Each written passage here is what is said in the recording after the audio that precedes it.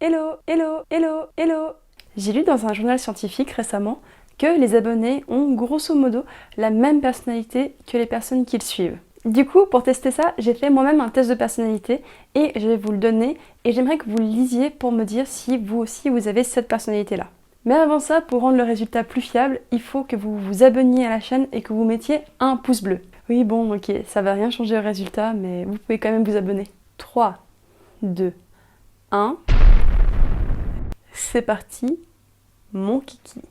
Je me suis basée sur un test de personnalité très répandu sur internet qui est le test des 16 Personalities. C'est un test de personnalité qui est généralement très utilisé dans le domaine de marketing et qui regroupe 16 personnalités différentes. J'en pense pas forcément du bien ni du mal, l'important ici c'est pas de tester la fiabilité du test, mais de voir ce lien entre moi et vous. Voici mon résultat à ce test. Vous avez besoin d'être aimé et admiré, et pourtant vous êtes critique avec vous-même.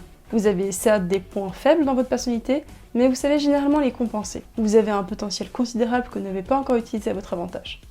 À l'extérieur, vous êtes discipliné et vous savez vous contrôler. Mais à l'intérieur, vous tendez à être préoccupé et pas toujours très sûr de vous-même. Parfois, vous vous demandez sérieusement si vous avez pris la bonne décision ou fait ce qu'il fallait. Vous préférez une certaine dose de changement et de variété et devenez insatisfait si vous vous entourez de restrictions et de limitations. Vous vous flattez d'être un esprit indépendant et vous n'acceptez l'opinion d'autrui que dûment démontrée. Vous avez trouvé qu'il était maladroit de se révéler trop facilement aux autres. Par moments, vous êtes très extraverti, bavard et sociable, tandis qu'à d'autres moments, vous êtes introverti, circonspect et réservé. Certaines de vos aspirations tendent à être assez irréalistes. Maintenant, avant de voir la suite de cette vidéo, j'aimerais que vous preniez le temps de réfléchir sur une échelle de 1 à 5 à quel point cette description vous a correspondu.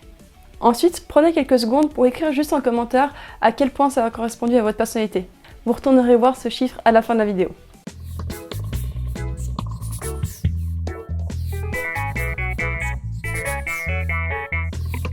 Peut-être que vous savez déjà où je veux en venir, ne serait-ce que par le titre. En réalité, je vous ai menti. Ouais, c'est pas cool. Tu m'as menti. Et toi, tu es quoi, une chèvre? Je n'ai pas fait le test des 16 Personalities et cette description ne provient pas de là. Si j'ai inventé cette histoire, c'était juste pour brouiller les pistes. En réalité, ce texte provient d'une expérience réalisée par Bertram Forer, qui était un célèbre boucher. Non, je déconne. Il était psychologue, comme tous les gens dont je parle sur cette chaîne. Lors de son étude, il a fait passer un test de personnalité à tous ses étudiants. Le test est réputé sérieux, fiable et précis. Et tout comme vous l'avez fait, les étudiants vont devoir noter sur une échelle de 1 à 5 à quel point la description leur correspond. La moyenne sera de 4,26. Une fois cela fait, les étudiants vont échanger leur texte et là, ils verront que chaque étudiant a reçu le même texte. Ils ont tous reçu le même texte, pourtant en moyenne, ils se sont tous très bien reconnus dedans. Donc, soit tous les étudiants avaient tous la même personnalité, ce qui est quand même assez peu probable, soit il y a une autre explication. Nous, on va se pencher sur cette deuxième hypothèse. Cette expérience a été évidemment reconduite et a obtenu les mêmes résultats. D'ailleurs, Dixon et Kelly ont identifié 3 éléments qui rendent l'effet encore plus fort. La persuasion du sujet que l'analyse s'appliquait à lui seul, la reconnaissance par le sujet d'une autorité de l'évaluateur, la présence dans l'analyse de traits majoritairement positifs. Le dernier est particulièrement intéressant à mon sens. On accepterait de se reconnaître dans des descriptions positives, parce qu'elles augmentent l'estime qu'on a de nous-mêmes, mais pas dans les descriptions négatives qui atteignent notre ego. L'estime de soi joue donc un très grand rôle.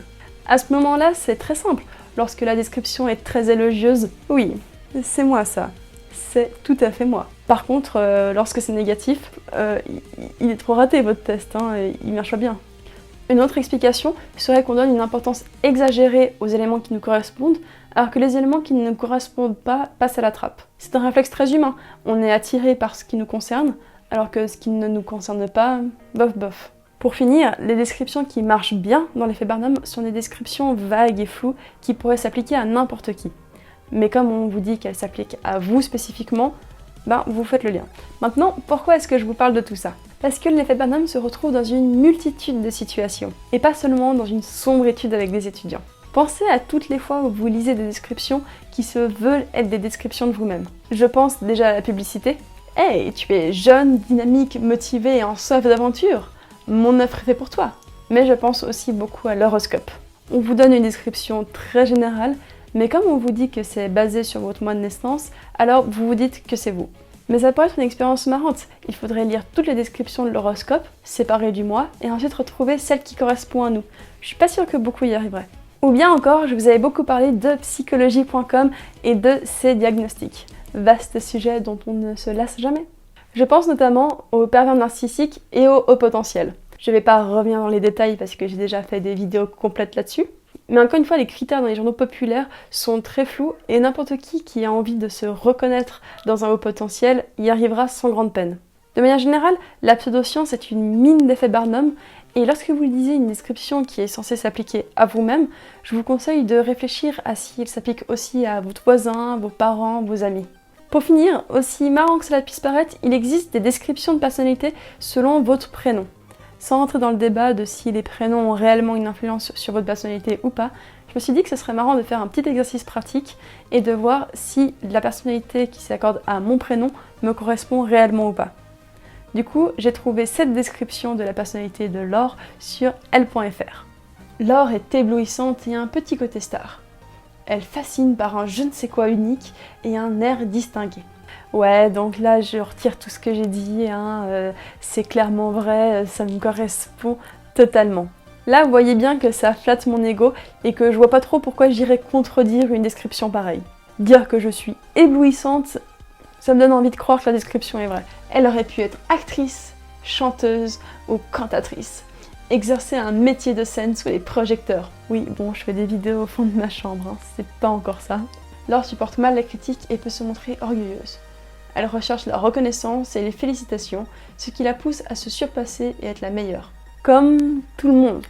Tout le monde, ou presque, supporte mal la critique et recherche la reconnaissance. Du coup, n'importe qui devrait se reconnaître dans cette description, mais vu que ça s'applique à moi, c'est moi qui me reconnais. Elle est attirée par la beauté, suit la mode de près et aime se mettre en valeur. Bon, alors si vous faites attention à comment je m'habille dans mes vidéos, vous savez déjà que c'est pas tout à fait vrai. Laure est généreuse et cherche toujours à faire plaisir aux gens qu'elle aime. Contrairement à ce que vous pourrez penser de prime abord, elle a un grand sens moral et sait ce qui est juste et bon. Encore une fois, on flatte mon ego, j'ai plutôt intérêt à ne pas dire le contraire. Elle n'est pas très attachée aux traditions et aime construire ses propres lois, sa propre logique, au-delà des préjugés ou des valeurs préétablies par la société. L'esprit d'indépendance de Laure est très développé. En réalité, il y a peu de gens qui sont profondément pour les traditions et qui sont pour les préjugés et les valeurs préétablies. Dire à une personne qu'elle aime le changement, c'est la majorité des personnes, du coup on prend pas beaucoup de risques. Les mentalistes travaillent beaucoup comme ça, ils donnent des grosses généralités sur lesquelles on prend pas de risques, du style tu aimes bien le changement, et ensuite ils creusent là où la personne réagit le plus. Du coup, est-ce que vous avez appris beaucoup de choses sur moi grâce à cette description? Je ne pense pas, ou alors je mens très bien. N'hésitez pas à me dire ce que vous en avez pensé en commentaire, je lis toujours et je réponds presque toujours, et d'ailleurs ça donne souvent des conversations hyper intéressantes. Je suis vraiment ravie d'avoir une communauté aussi intéressante et puis avec qui j'ai autant de plaisir à discuter. J'ai la caméra qui tombe. Ah non, vas-y, le scotch, tiens. J'ai une chaîne Tipeee si jamais, pour acheter une nouvelle caméra. Pour ne moquer aucune vidéo, n'hésitez pas à vous abonner à la chaîne. D'ailleurs, j'ai officiellement créé une page Facebook pour la chaîne. Alors pour le moment, je suis toute seule dessus, donc n'hésitez pas à aller la liker. Et je suis toujours sur Twitter et Instagram. Je me réjouis de vous retrouver très bientôt, des gros becs et surtout, restez sceptiques.